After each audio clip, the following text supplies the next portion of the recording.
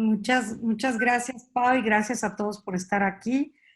Les damos la bienvenida a esta Tipi Talk enfocada a gente de empresa, coaches interesados en profundizar y en encontrar caminos diferentes e innovadores para su práctica dentro de la organización. Bueno, hoy tenemos el placer de tener como ponente a Elena Espinal. Para muchos no necesita presentación, pero bueno, tengo el gusto de presentarla, no solamente como la profesional que es, como la Master Coach reconocidísima en Latinoamérica y en muchos países del mundo, sino también como un gran ser humano con el que tengo el placer de convivir y de compartir. Elena ha estado trabajando desde hace muchísimos años, más de 30 años en el mundo del coaching. También es experta en el mundo organizacional. Ella ha tenido posiciones directivas que le dieron una visión muy completa al respecto de lo que requieren las organizaciones, pero también ha sido pionera en el desarrollo y en la formación del coaching en Argentina y en todos los países de Latinoamérica. Ella es una ponente reconocida que ha participado en foros internacionales, invitada por la ICF Internacional y por distintas organizaciones que impulsan el desarrollo humano en el mundo. Ha participado en foros en Asia, en Europa, en Estados Unidos, en Canadá. A quienes les interese conocer más profundamente a Elena Espinal, los invitamos a que visiten el canal de YouTube de Team Power, donde podrán disfrutar sus conferencias. Y también, como saben, estas Tipi Talks que hemos diseñado para ustedes con la intención de invitarlos a profundizar en distintos temas, son totalmente gratuitas para ustedes y con el enfoque de generar valor. Entonces, si ustedes están interesados en conocer los programas que nosotros manejamos en Team Power, Pau les irá compartiendo las ligas para que los que estén interesados se puedan conectar. Y no quiero quitar yo ya más tiempo a Elena Espinal, que hoy trae un tema muy interesante con respecto a la visión de futuro o futuros dentro de las organizaciones. Así es que bienvenida, Elena, bienvenidos todos, nos da mucho gusto tenerlos aquí. Esta sesión, igual que todas, es grabada y posteriormente las personas que asisten, si quieren volver a revisar la webinar, lo pueden hacer. Entonces, bienvenida, Elena, adelante.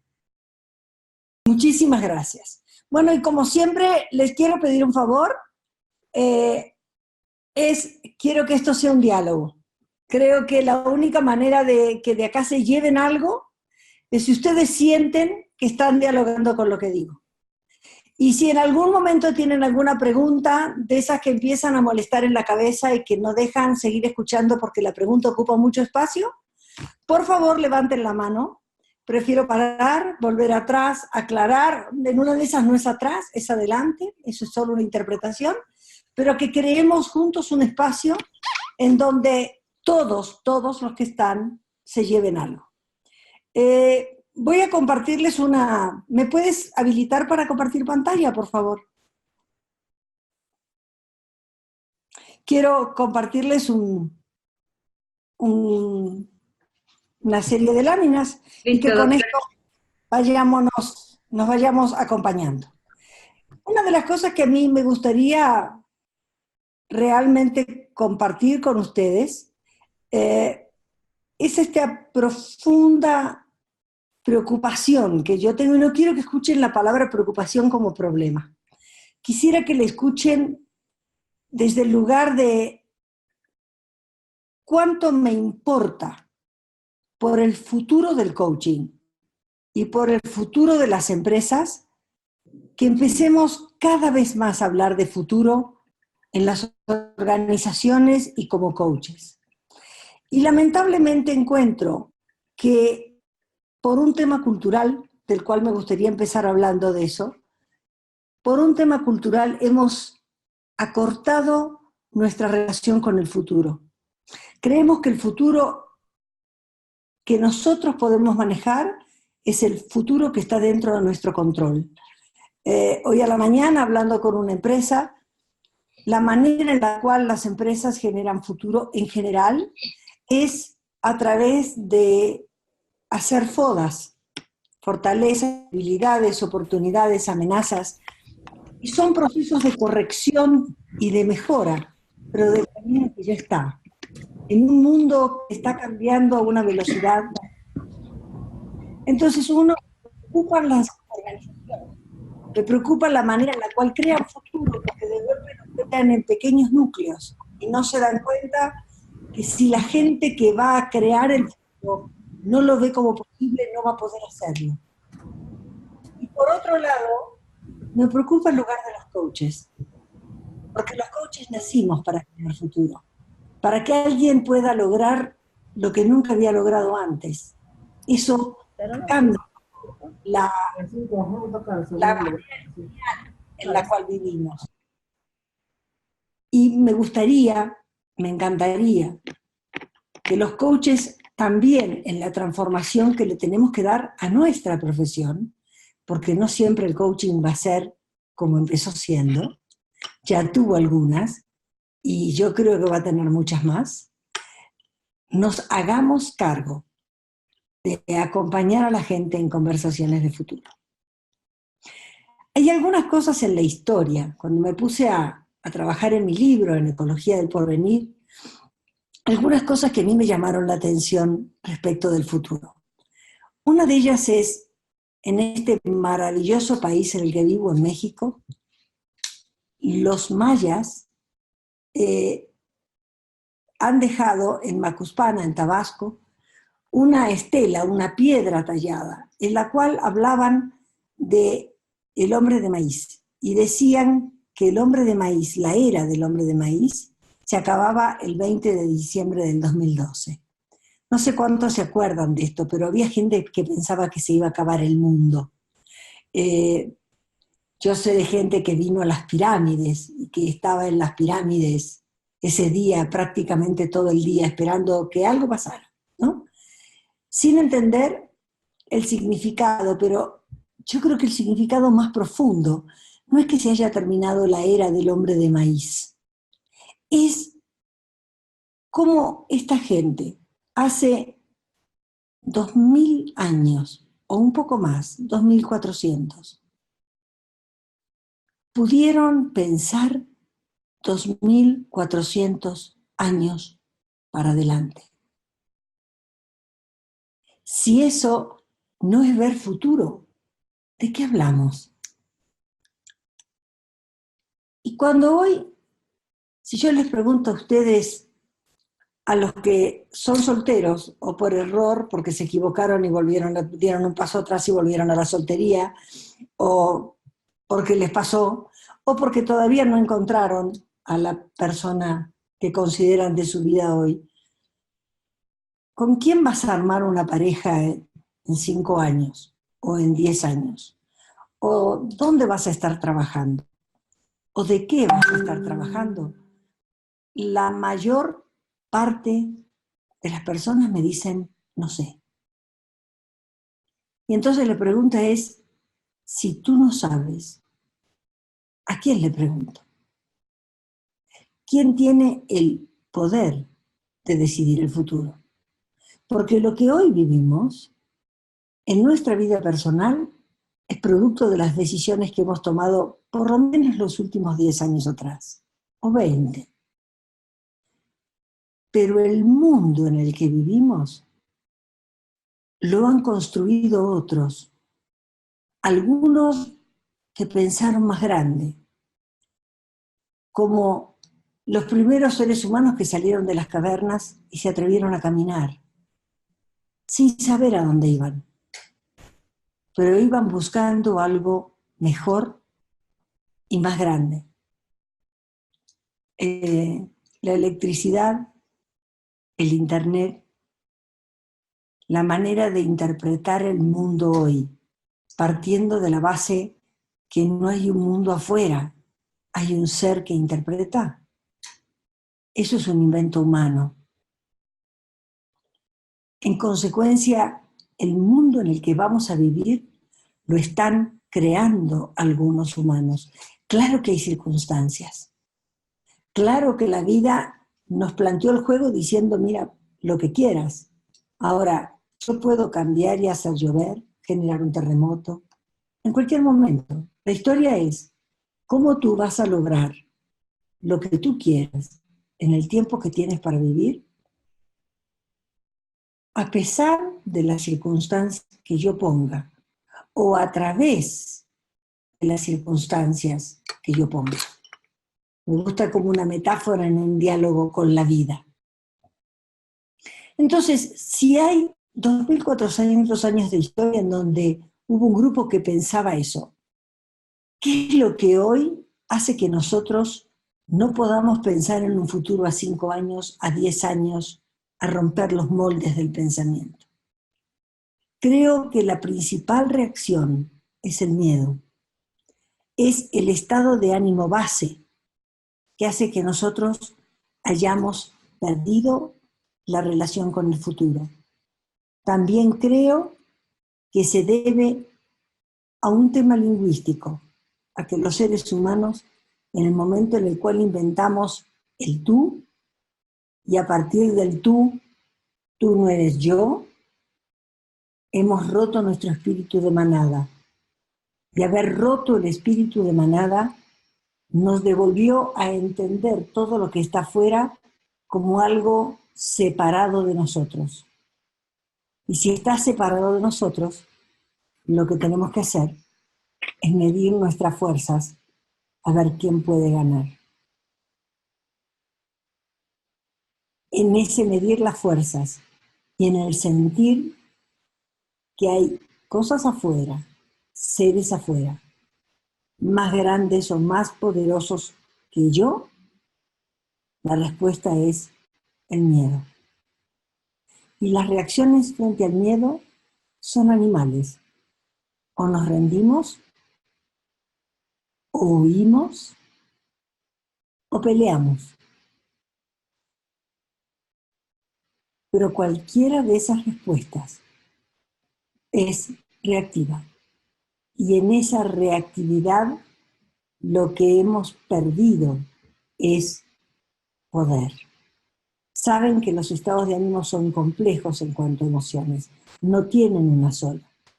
Y creo que nosotros, en el estado de ánimo en el que vivimos, la base de nuestro estado de ánimo es el miedo. Este dejar de ser uno llevó a que esos seres primitivos, a aquello a lo cual le sintieron miedo, lo hayan transformado en un dios. El dios del agua, el dios de la montaña, el dios del viento, el dios de la lluvia. ¿Y qué hicieron con esos dioses? Los adoraron. ¿Y qué significa adorar? Adorar significa estar prometiendo un amor. ¿Realmente amor o miedo? ¿Realmente amor o la respuesta al miedo, que es la necesidad de control? ¿Cómo controlo la relación? ¿Cómo controlo a ese otro? Por lo cual, uno de los temas que a mí me llama a trabajar inclusive en mí, es que a veces dudo si los seres humanos hemos conocido el amor. Porque creo que lo que hemos conocido más seguramente es el control. Y amamos y prometemos el amor y podemos estar en amor mientras sentimos que lo que está ocurriendo está bien con nosotros. Pero cuando deja de ser lo que está bien con nosotros, aparece el control y muchísimas veces, a partir del control, la destrucción del amor. Entonces me parece que esto de la construcción de futuro no solo impacta en las empresas, impacta en nuestra vida personal. Impacta en la manera en la cual también por la educación nos cuesta tanto relacionarnos con lo desconocido por el miedo a equivocarnos. Y eso tiene que ver con la educación en la que hemos sido criados, en donde crecimos.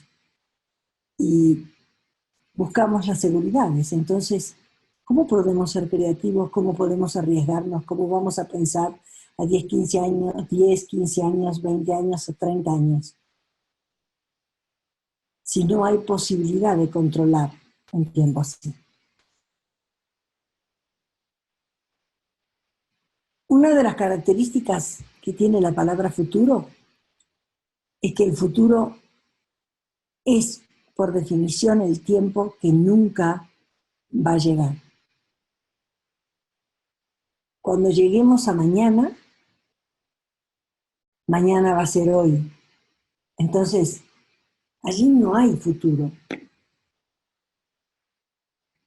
Lo mismo que el pasado. Quedó atrás. El único momento que tenemos es el presente.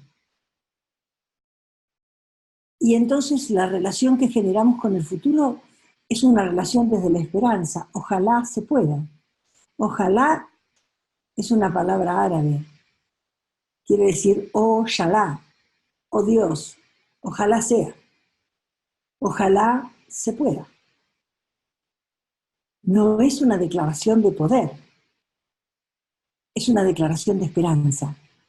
De esperar que algo ocurra para que se adapte a lo que yo preciso, sin darme cuenta que el ejercicio del poder para crear futuro está en el ahora, en la forma en la cual decido, porque las decisiones que yo tomo hoy son las que van a impactar no solo mañana, van a impactar en un año, en 2 o en 10.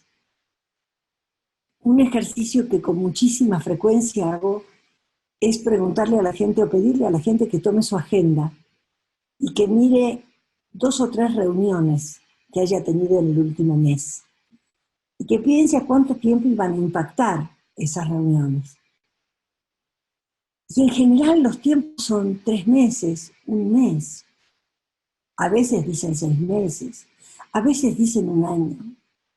Y no se dan cuenta que una decisión en ventas, o una decisión en compras, o una decisión sobre dejar un trabajo, o tomar un trabajo, no tiene solamente un efecto inmediato. Tiene un efecto, tal vez sobre toda nuestra vida. Entonces, aprender a mirar más lejos es un entrenamiento en una sensibilidad que yo considero que sería muy importante volver a adquirir, salirnos de la inmediatez. Entonces, ¿cómo podemos desarrollar esta sensibilidad? Una de las cosas que más se lee es que en la medida en que el futuro se aleja del hoy, más miedo nos da. En consecuencia, tal vez la relación con el tiempo es uno de los temas trascendentes. Primero, yo diría que el gran regalo de la vida fue habernos dado tiempo. A todos nos regalaron días de 24 horas. No sabemos cuántos, pero todos tenemos días de 24 horas. Y hay gente que con esas 24 horas genera una vida como quería, y hay otros que no han podido, ¿no? Entonces, si nosotros podemos utilizar una interpretación que es la de la física cuántica dice que el tiempo tal vez no exista, que lo que existe es el espacio. porque no podemos definir tiempo si no es en relación al espacio. Para definir tiempo yo tengo que decir cuántos kilómetros puedo recorrer en tanto tiempo. Entonces, es interesante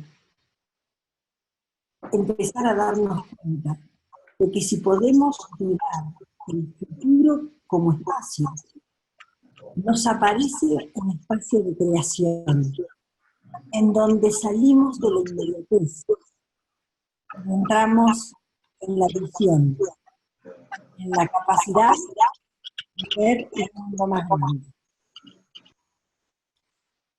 También lo podemos ver como un espacio de creación. Ahora, crear un futuro que es diferente a hoy exige que estemos mirando de una manera diferente a la de hoy. Que confrontemos nuestras maneras de pensar, nuestras maneras de observar, las decisiones de siempre. Yo recuerdo hace unos años, ya más de 10 creo, en una conversación, una conferencia con 1000 supervisores de educación en la Argentina, que les dije, en el 2065, los chicos que hoy están entrando a la escuela con ustedes van a estarse jubilando. ¿Creen ustedes que lo que van a aprender con ustedes les va a permitir desenvolverse en la vida de una manera exitosa? Y nadie contestaba, hasta que empezaron a decir que no. Entonces le pregunté, entonces, ¿por qué lo hacen? Y la respuesta fue, porque es lo que sabemos hacer. Entonces, yo les pido que también empecemos a pensar en las decisiones que tomamos, porque la mayor parte de las veces decidimos desde lo que sabemos hacer, buscando más la seguridad que crear el futuro que nosotros queremos. Y esto también pasa en las organizaciones, en donde lo que está bien y lo que está mal es fundamental en la toma de decisiones, y no nos damos cuenta que para crear un diferente futuro al presente que hay hoy, seguramente vamos a tener que decidir por opciones que hoy no están presentes entre las que barajamos siempre. Y obviamente todo esto es en medio de un mundo que va a cambiar. Vive cambiando naturalmente, cambia su forma, cambia cada terremoto, cambia algo. Cada maremoto, cada lluvia o sequía, pero también decisiones humanas, cambios políticos en los países, cambios económicos, cambian la realidad de un momento a otro, cambian la realidad que nosotros conocíamos, y a eso lo llamamos crisis. Ahora, ¿vivimos en el mundo que vivimos? ¿Vivimos en un mundo con 5 continentes? Gracias a las crisis que vivió el mundo. Si no, seguiría siendo uno solo. Cada estallido, cada separación, la caída del meteorito en el Golfo de México. Caramba, si hubieran hablado los dinosaurios, hubieran dicho que era una gran crisis.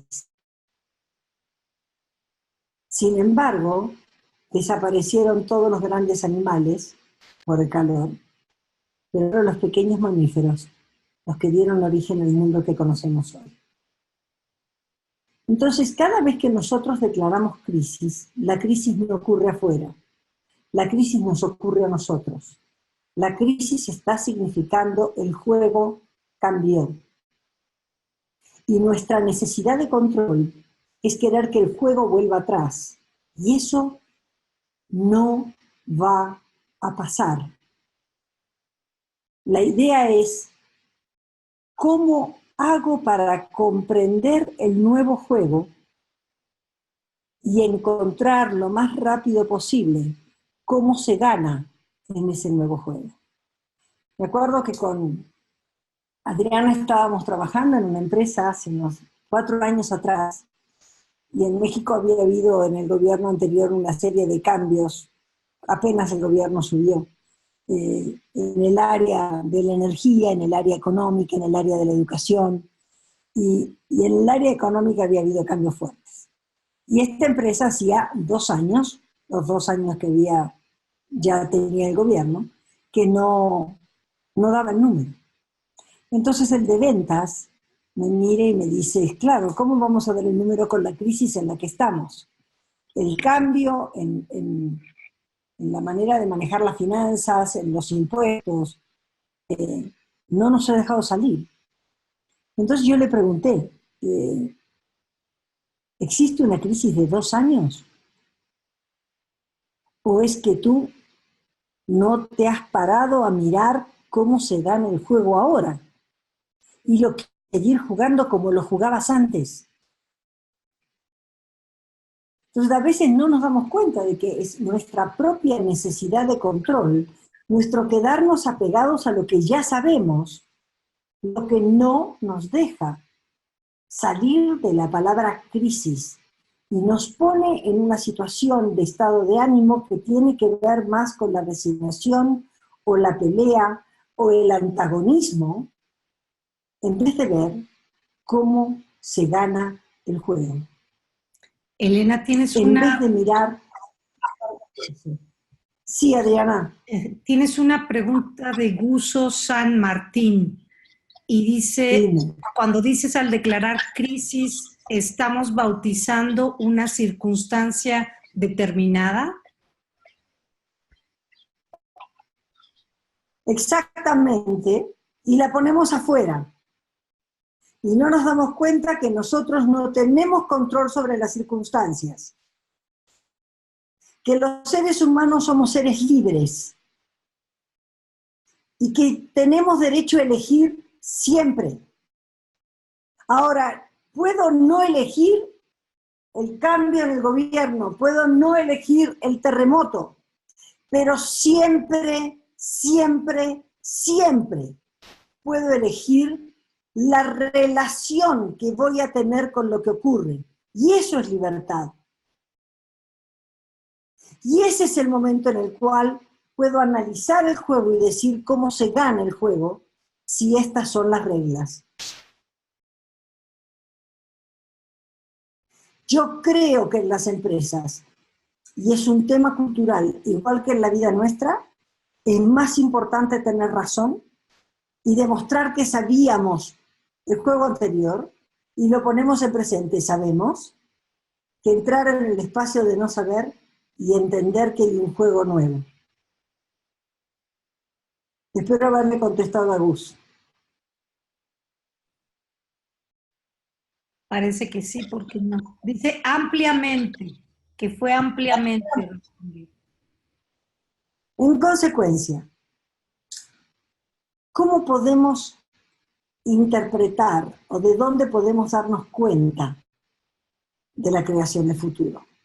Perdón, Elena, perdón, antes de que entres, hay un comentario, antes de que entres esta parte de Jimena Lemoyne, que dice que ella no es coach, ella es empresaria, y el comentario que te hace es, lo que es difícil es lograr ver cómo se gana el juego. Puedo haber identificado que lo que es necesario es mirar para allá, pero ¿cómo gano este juego ahora? La dificultad es aprender cómo. Se llama Jimena, ¿no es cierto? Sí, Jimena Lemoyne, empresaria. Jimena, ¿dónde puedo comprar un kilo de difícil?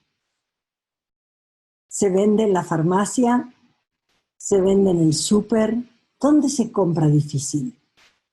Vas a ver que difícil no se compra en ningún lugar, porque difícil describe una relación con lo que ocurre en la que yo no sé o no tengo todavía las habilidades desarrolladas. Y llamo fácil a eso que yo ya aprendí, para lo cual ya tengo la habilidad desarrollada. Pero lo único que te permite aprender es lo difícil. Lo fácil ya está. Y me encanta que lo hayas dicho y te lo agradezco porque esa es la conversación cultural.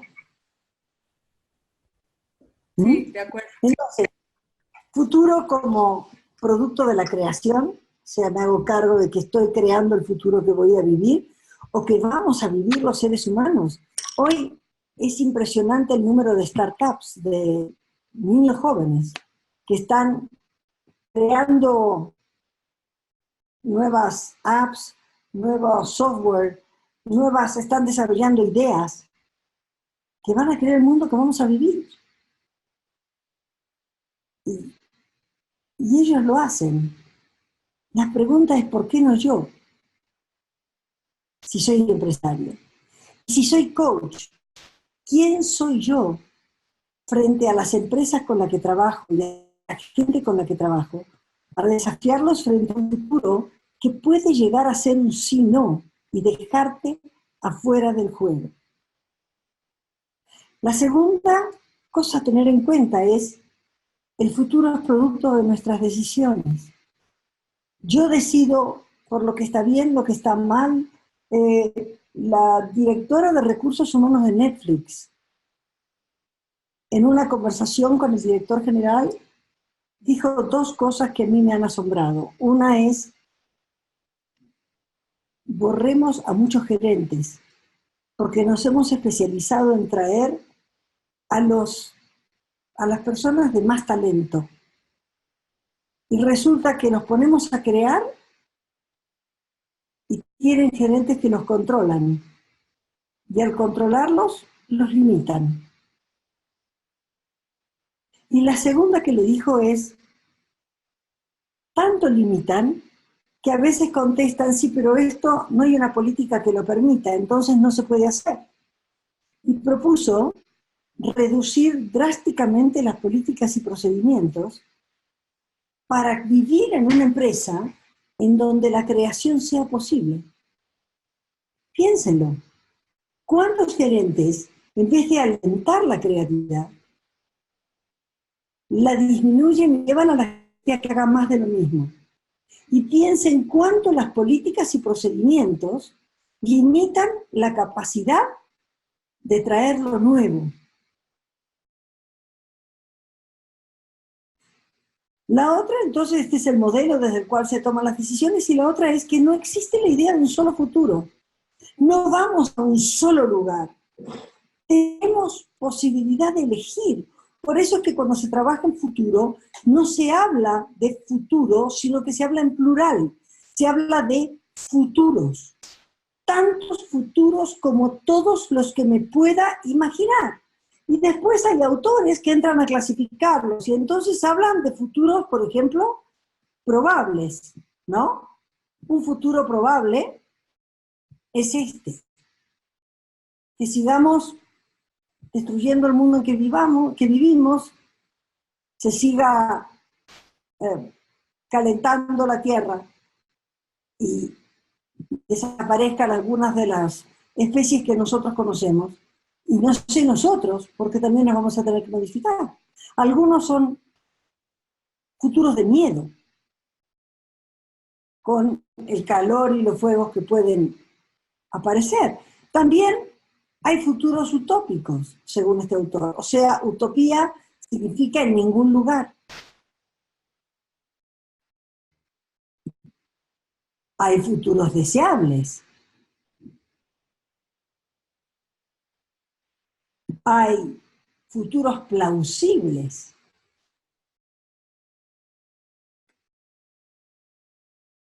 Y hay futuros a los que este autor llama distópicos, que es lo opuesto a lo utópico. O sea, en lo utópico es un mundo que no existe, pero que sería maravilloso, y el distópico es un mundo que no existe, pero que sería terrible. Entonces yo puedo crear futuros. Pero ¿cómo hago para poder imaginar más de un futuro y elegir entre los miles de escenarios posibles de futuro. Bueno, hay una técnica que se llama escenarios de futuro, que está combinando dos elementos trascendentes. Uno es el análisis de tendencias. Las tendencias son probabilidades, estadísticamente hablando, no son realidades, no está pasando, pero la probabilidad de que eso ocurra es lo más importante, es la mayor parte, ¿no? Y la segunda es romper la linealidad en nuestra manera de pensar, es utilizar el pensamiento complejo. Los seres humanos podríamos unir hasta 45 cosas diferentes en una idea. Sin embargo, no lo hacemos. Y la linealidad de nuestra manera de pensar, una neurobiología en la cual se han hecho caminos que casi son huellas, por las cuales van nuestras decisiones y nos salen los no de siempre, los sí de siempre, es porque entramos en la misma huella, en el mismo camino neuronal.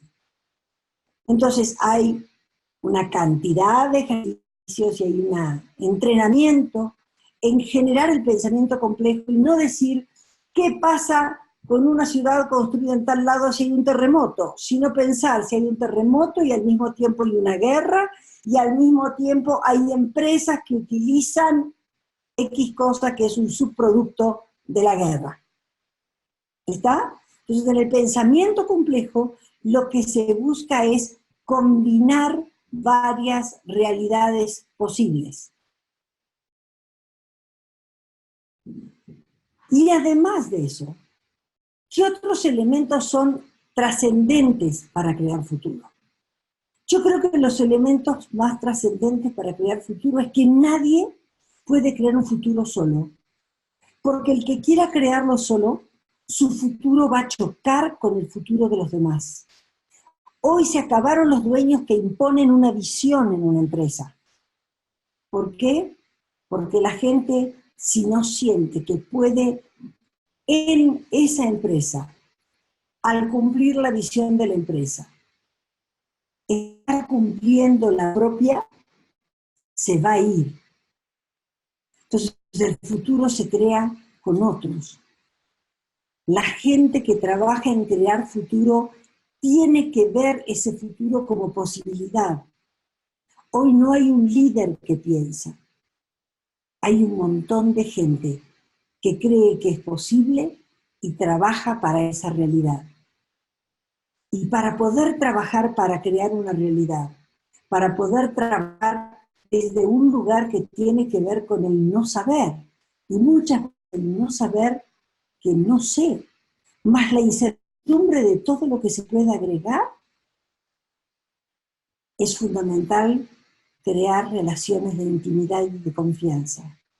Es que la gente se atreva a hablar, que la gente pueda hablar de sus miedos, que la gente pueda decir en el momento en el cual perdió la visión, yo creo que ya no es posible. Y que haya alguien con quien sostener una conversación que lo devuelva al camino. La confianza de saber que puede trabajar codo a codo con el otro. La palabra confianza viene de la palabra fe. Y la fe quiere decir que yo creo que es posible aunque no lo esté viendo, aunque no tenga ninguna prueba. Y esa es una capacidad humana extraordinaria. Y si hay confianza en una relación, y hay intimidad, y hay fe, aparece el amor.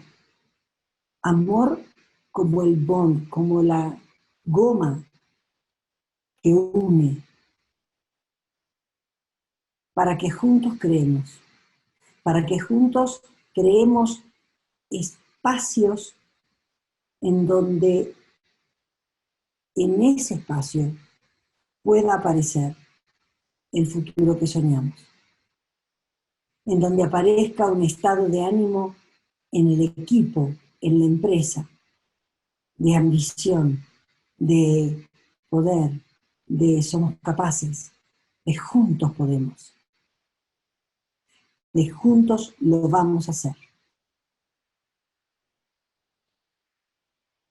Cuando eso pasa,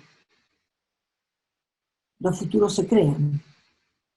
Pero cuando se viene desde el miedo, cuando se viene desde la amenaza, cuando hay alguien que se hace cargo solo del futuro, lo que aparece es caminar en el desierto, porque nadie puede crear un futuro solo. Siempre, siempre, siempre va a necesitar de nosotros.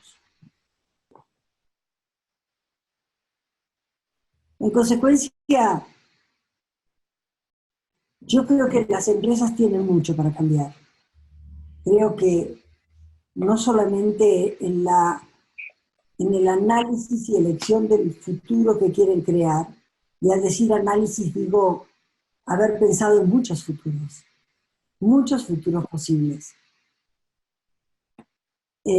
sino en la manera de involucrar a toda una organización en la generación de escenarios de futuro en los cuales la gente se comprometa. Y yo sí ahora quiero convocar a los coaches, también a los empresarios, porque los coaches trabajamos con la gente para que justamente pueda crear estos espacios de creación. Y eso se da en la relación entre un coach y su cliente. Tal vez una relación como no tuvo con nadie, tal vez una relación que sea un ejemplo de intimidad, de confianza, de creatividad, de no juicios que no sean de posibilidad.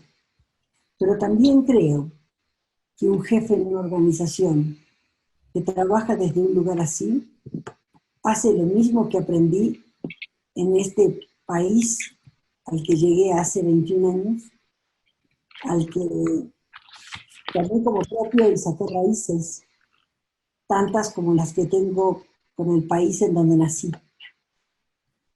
Y hace algunos años que viajé a conocer a un grupo indígena que se llaman rarámuris, y que están en la zona norte de México.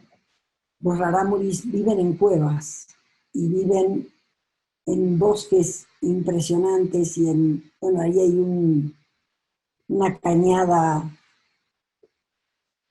grandísima, hermosísima. Y una de las características que tienen los rarámuris es que viven en cuevas y además de vivir en cuevas, corren, hacen todo corriendo por las montañas, al punto que cuando los empezaron a estudiar, se dieron cuenta que corrían mucho más que los 42 kilómetros, o no me acuerdo cuántos eran, de una maratón. Y ha cambiado el concepto de lo que un ser humano puede llegar a correr. De hecho, una de las grandes corredoras mexicanas es una niña rarámuri que no corre ni con Nike ni con Adidas, corre con unas chanclitas, no trae un traje como los que llevan, de estos que les cambian a uno el clima y que eliminan la transpiración si tiene calor, y si no abrigan, no, corre con su trajecito rarámuri y su falda, un pañuelito al cuello, y con suerte lleva una botellita de agua. Y gana. Yo creo que es uno de los grandes ejemplos de que cualquiera puede crear el futuro que quiere. Pero en esta comunidad rarámuri hay un personaje que en general es la señora más vieja de la tribu. Una persona mayor a la que llaman la huesera. Y la función de la huesera es recorrer los bosques y juntar los huesos de los lobos que se han muerto. Y es juntarlos porque cuando algún lobo se muere, entre otros depredadores, van comiendo su carne y van algunos pájaros llevando algunos huesos esparcidos para otros lados. Entonces la huesera busca todos los huesos y como si armara un rompecabezas, se sienta en el suelo y arma el lobo. Y luego se sienta cerca de la cabeza del lobo. Y lo único que hace es soplar en la nariz del lobo. Y sopla. Y a veces hace algún sonido, como si le cantara una canción de una sola nota. Y vuelve a soplar. ¿Cuánto sopla? No sé. No sé si sopla un día o dos o tres o cinco. Sopla. Y dice que algunas veces a ese lobo le empieza a crecer carne arriba de los huesos. Y de golpe le aparece la piel y le aparecen los pelos. Y luego, en algún momento, ese lobo pega un suspiro. Y detrás de eso empieza a respirar. Primero lo hace no de una manera constante, pero luego va ganando la constancia. De golpe empieza a mover los párpados y abre los ojos y pega un salto. Y se para y se sacude, y sacude sus pelos, y sin siquiera mirar a la vieja, se va corriendo y desaparece. La huesera lo único que hizo fue crear la posibilidad para que el lobo diseñara una vida nueva y volviera a empezar. Nosotros también podemos morir a nuestros estilos, a nuestras maneras de interpretar, y podemos volver a vivir. Y a veces los coaches soplamos en la nariz y creemos que la gente puede, y creemos que pueden crear el mundo que ellos sueñan.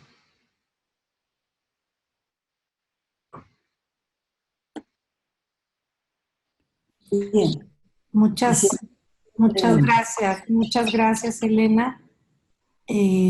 No te quisimos interrumpir, tenías aquí dos preguntas. Estamos ya sobre el tiempo. Yo les invito, si tienen alguna pregunta para Elena, vamos a extender 5 minutos. Tienes la pregunta de Rodolfo Romero, que dice, crisis en el diccionario significa cambio negativo.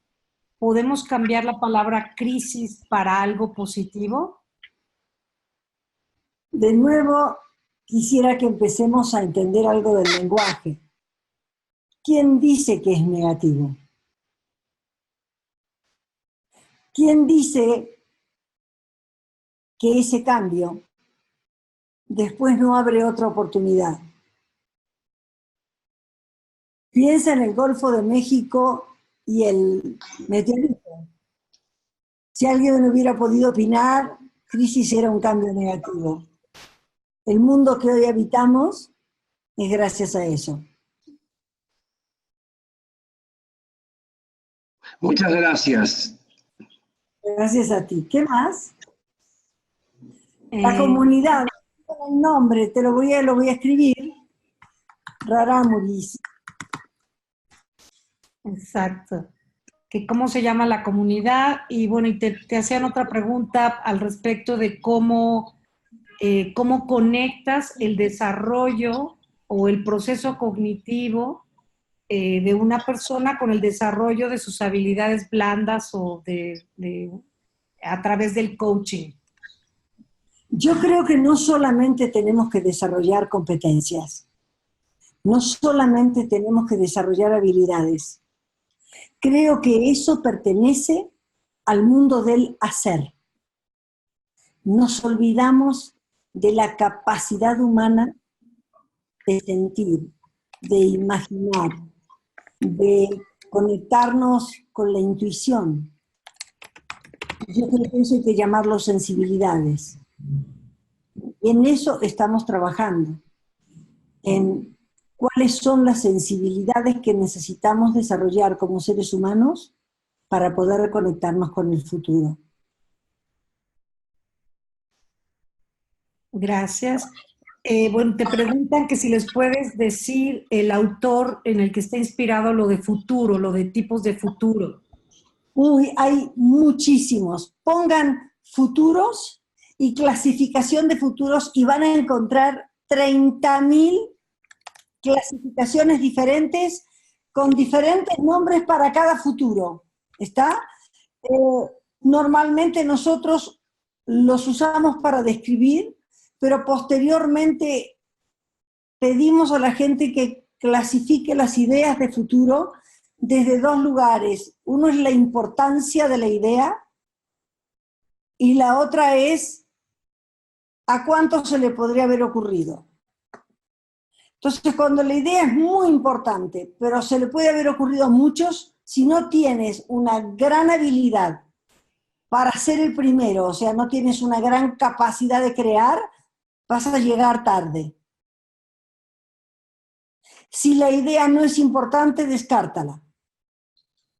Si la idea no va a hacer una diferencia en lo económico o en lo trascendente, descártala.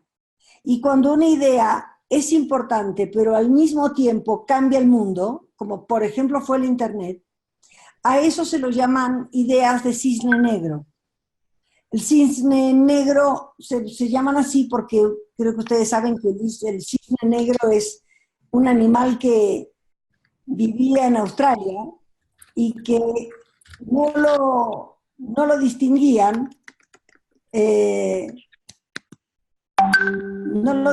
porque no lo podían ver.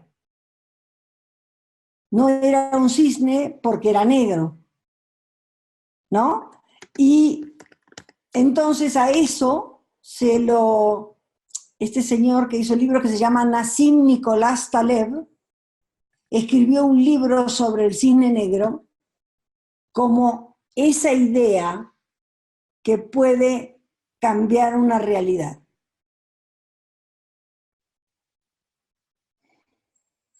Ok. Bueno, muchos agradecimientos, que cuando vas a Argentina. Florencia te dice, si es una idea ya plasmada, pero quiero hacerla crecer o expandirse. Bueno, miren, varias cosas. Una, veo que me preguntan por Argentina. La semana que viene voy a estar en Buenos Aires. El 28 tengo una conferencia que me invitó la Asociación Argentina de Coaches Ontológicos Profesionales. Y la otra cosa es mucho trabajo sobre este futuro y el futuro del coaching.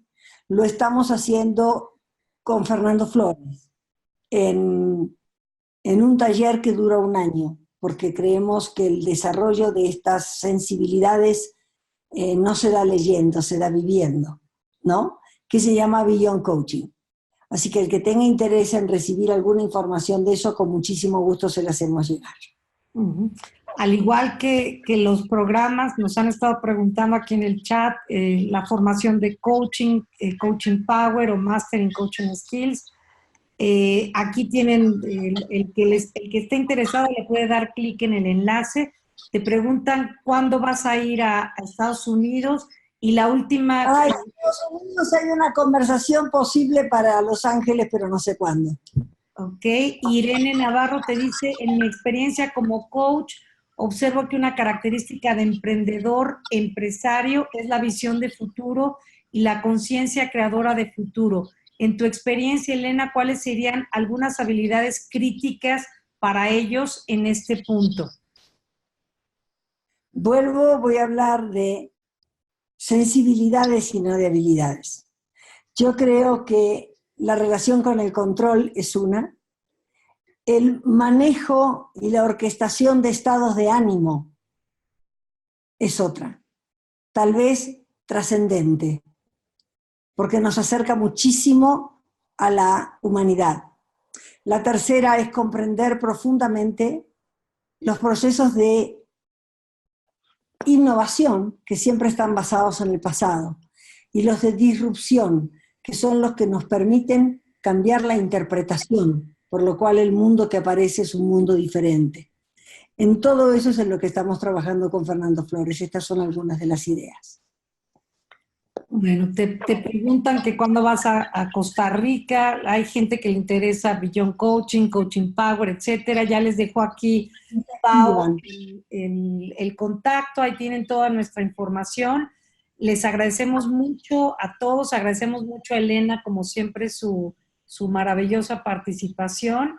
Y los invitamos a seguirnos en estas Tipi Talks que, como ven, siempre tienen un tema de excelencia, un tema que nos invita a los empresarios o a los coaches a cuestionarnos al respecto de muchas cuestiones que en este momento están dando vuelta. Agradecemos su paciencia y el haberse esperado hasta ahorita. Gracias, Elena. Cualquier persona interesada, aquí están todos los datos y cuentan con nosotros para seguir adelante en cualquier conversación. Muchas gracias a todos por su asistencia. Gracias, Elena. Gracias. Gracias por estar. Elena. Hasta luego. Gracias, Adriana. Gracias, hasta luego. Gracias.